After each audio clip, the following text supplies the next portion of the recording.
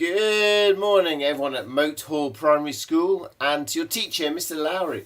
My name's Alistair Humphreys. I am the author of Great Adventurers, which I believe you've been reading, and my new book, Against the Odds, which is kind of carries on from where that left off. Now, you've been reading my book, and impressively, you've been doing some amazing amount of letter writing, which is just absolutely fantastic. I'm seriously impressed by all of these letters that you've been sending me. So you've been working hard away writing these letters. Meanwhile, I'm in my shed. This is my shed where I write my books, and I've just finished writing my 16th book. So I try roughly to write one book every year, and it feels like you lot have written a book of letters to me. It's been amazing. I was very impressed. It took me quite a while to read them, but I'm impressed too here. And thank you very much. And within these letters are loads and loads and loads of good questions. So I started doing my adventures. Actually, I trained to be a teacher. I was going to be a teacher. That's what I studied to be at university. But here's the secret. Being a teacher is really hard work. It's really hard work. And I'm quite lazy. So I thought, much easier life than being a teacher will be to go and ride my bike all the way around the world for 4 years, which I did. I rode all the way around the world, and I came home and I wrote a book called The Boy Who Biked the World. And since then, I've been going off on adventures and writing books, and going off on adventures and writing books, and roughly trying to do one adventure a year that I can turn into a book. And some of these letters are fantastic. There's a real variety. Some extremely smart handwriting. Who have we got here? Alex Patihis. I'll just call you Alex. 9 years old.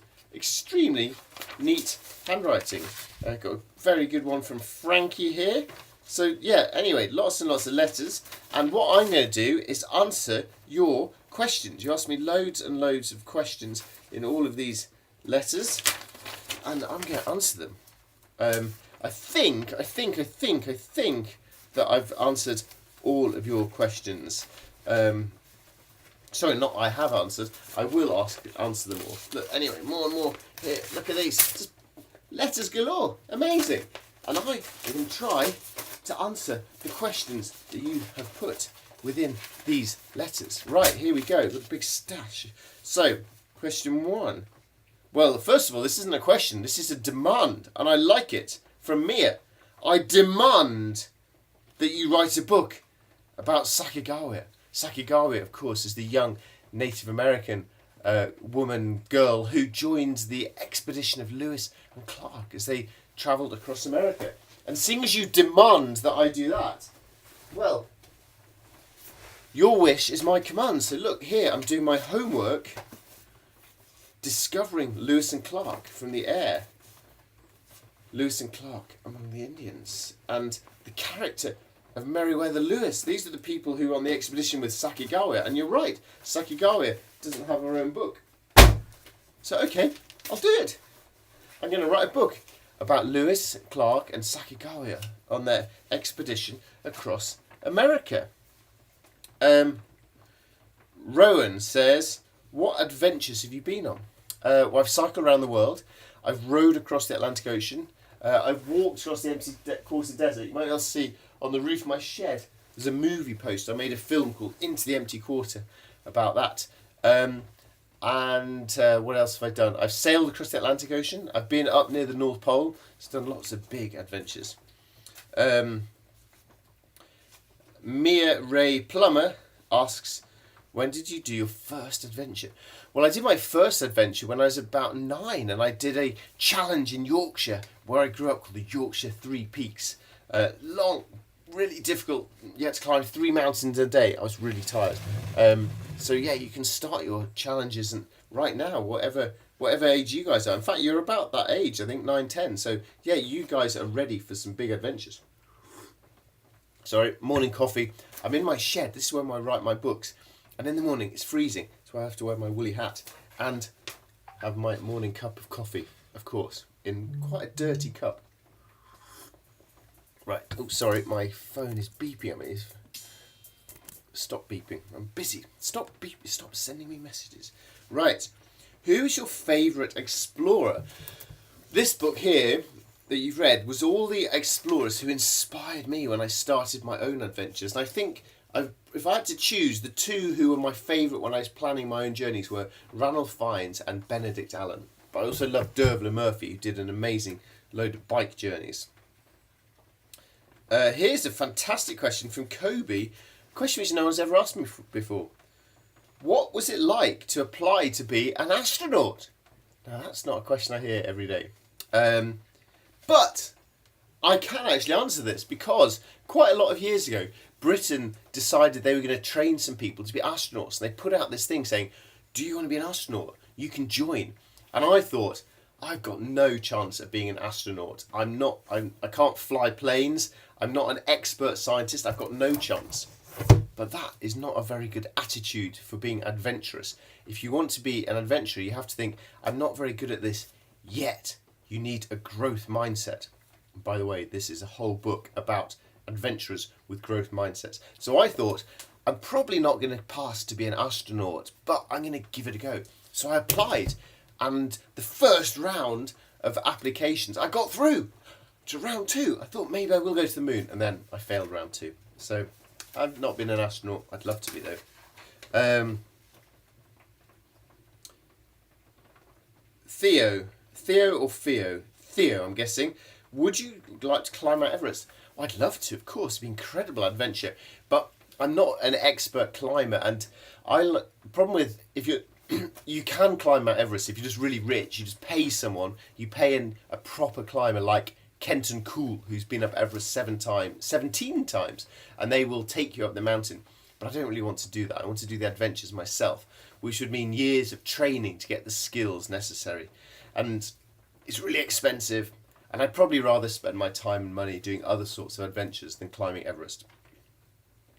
And will you write another book? Well, good question. And yes, as we've established, I am going to write a book about Sacagawea, thanks to the demand of your earlier questioner. How many books have you read? Asks Hilton. That's a good question. I've written 16. I probably read, I would guess, 2 books every week. And I love reading books. Look, I've got lots of books in my shed. And it was books that encouraged me to have adventures. It's books now that I read a lot of about nature and science and the outdoors. And I learn so much from books.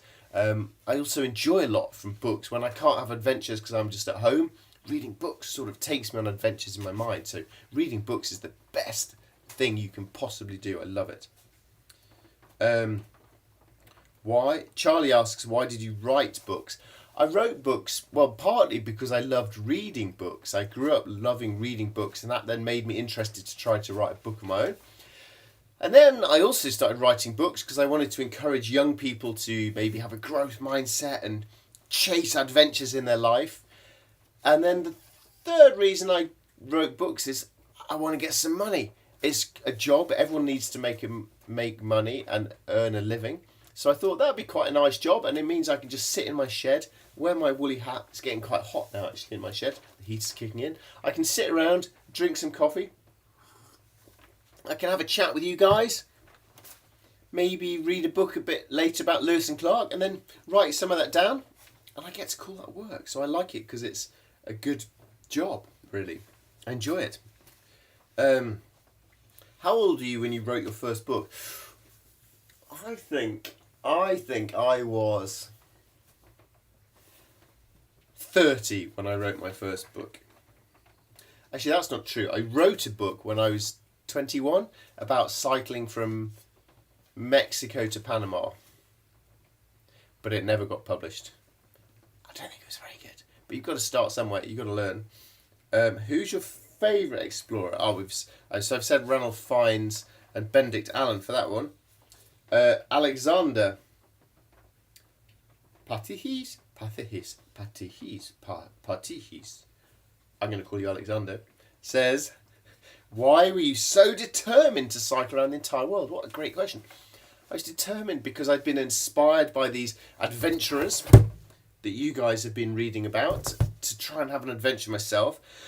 Also, I felt that if I could do a difficult adventure, I'd feel really proud, and I didn't want it to be easy. I wanted to do something that was hard, to push myself and challenge myself. So I enjoyed that. And a great question, how can I improve my writing? Very good question. The 2 ways to improve your writing. 1, read. And 2, write lots. Practice writing letters, writing stories. Any sort of writing will help you get better and to write more clearly and more simply. But reading's the best thing. What's your favourite adventure? My favourite... So in here, there's a guy called Laurie Lee who walked across Spain playing his violin.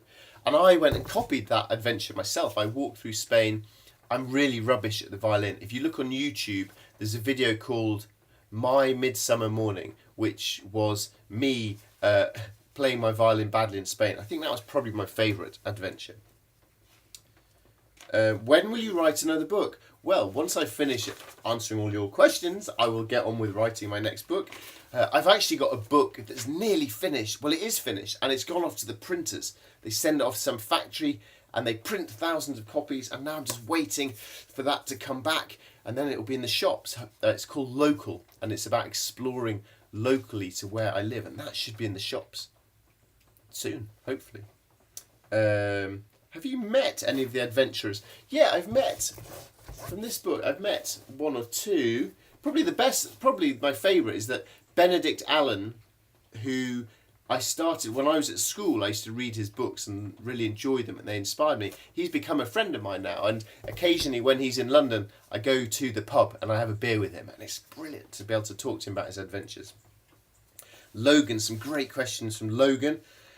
Michael Collins, the astronaut, when he went to the moon, how far was he away at his furthest point? 250,000 miles, I believe, 250,000 miles. And the 3 of them went up to space.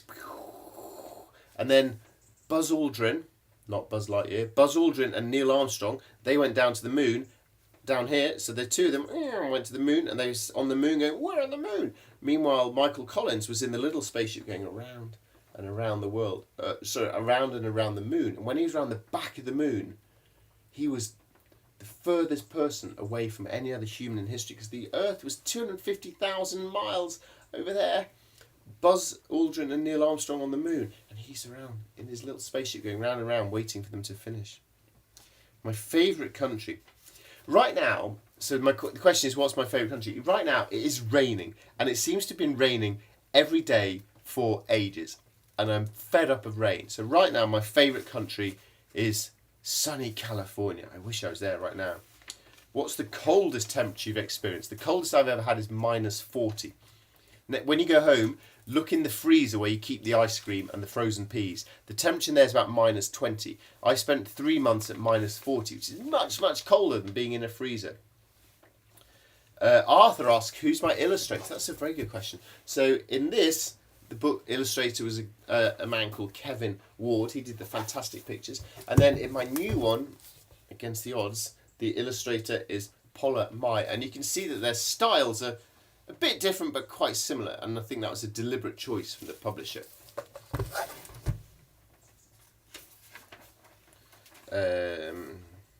What was your first journey, says Joel? My first journey was cycling all the way around the world for 4 years.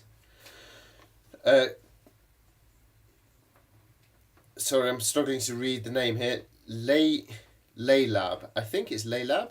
Layla says, yeah, Layla. I'm going to go for Layla. Layla says, do you think you'll ever go on another adventure? Definitely. I've spent the last year exploring just the neighbourhood where I live, and that's felt like an adventure. You can find adventure wherever you happen to be. Who will you go with next? I don't know who I'll go on my next adventure with. Sometimes I go on my own. Sometimes I go with a friend. Nobody ever wants to go with me twice. I don't know why. So I don't know who I'll go with next. Wow. Question from Quinn. who died of thirst on adventures? Well, I tell you what, you wouldn't die of thirst going on an adventure in England today because it never stops raining. You wouldn't die of thirst travelling down the Amazon River like Benedict Allen. You probably wouldn't die of thirst being in the Arctic like Cherry Garrard, the Antarctic, because there's lots of snow. I'll tell you who might die of thirst. One of my favourite people in this book, he's called Émile Leray. Let me see if I can find his story quickly, because he is ace. Where is he? Page 84. So this is a man who went off into the Sahara Desert in Africa in a crazy little car. But unfortunately his car broke down, but luckily he was good at mending cars. But it was really hot. So he was so hot he had to strip down to his underpants because he was so hot. And then he took his car apart and he turned it into this crazy homemade motorbike to escape from the desert. And he was very lucky because he didn't have much. He had limited rations, just some water, tea, dates and oranges. And when he finished, he only had half a litre of water left, like one water bottle left. So he was nearly in big trouble. Freddie also asks why I like writing books. Why I like writing. So another reason is I get to meet interesting people. That's quite cool. And another thing I really like about writing books is when people email me saying, "Hello, I live in Germany, Ghana, Guinea-Bissau, Georgia, Alabama, and I've read your book and I really liked it." And I think that's really cool when me in my little shed in England can connect to people all over the world. I like that. Question from William: are there any adventurers missing from this book? Yeah, loads of adventurers missing from the book. And there are hundreds of people who've done amazing journeys all over the years. And there's also, of course, thousands of people who've had really adventurous lives who we don't hear about because you only hear about people who've written stories. So if you think about, there's all these people who, poor parts of the world, people who can't read or write, who've done incredible, difficult things in their lives, but they don't get the privilege of writing a book. So it's quite a privilege and rare thing to be able to share your story. Isabel says, was cycling around the world a difficult journey? Yeah, it was difficult. 4 years on a bike was hard work. It was tiring, it was difficult, I was lonely sometimes, I was scared, but that is what makes adventures fantastic. Now this is a massive pile of letters. Look at this. Thank you so much for all your fantastic questions. Thank you for reading my book. Thank you for writing to me. And good luck with all of your own adventures. Bye.